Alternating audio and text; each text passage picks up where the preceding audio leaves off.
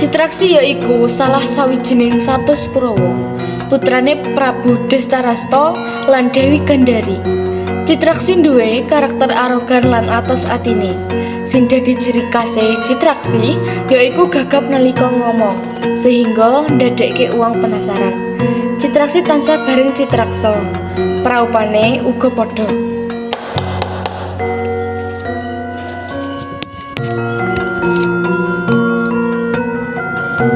He, cukup Bagong, kowe aja gagah-gagah isa negara Joy Ayu.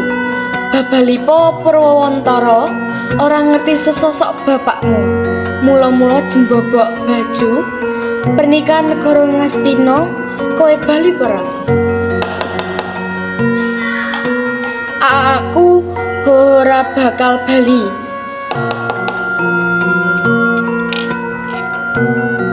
Balik bajigur, wasem. Citraksi, aku walesen. Kepiye?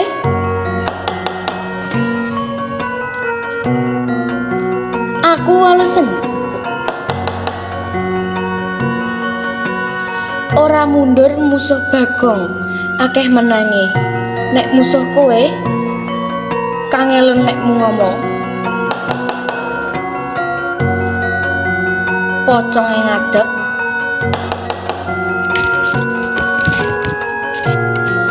Wis tak obah tiket mau. Kowe aja ngawur ngaton ngawul dul. Kowe ngelokne aku gedibal mripat kebangetan nek nyuwara kowe. Wis ra iso ndendheke bapakku sapa? Kowe sing ngomong ning karo Bagong ibaratke kaya ngutek-ngutek macan turu. Bebeda raja singa bareng. Penyakit trah penyakit ya dul.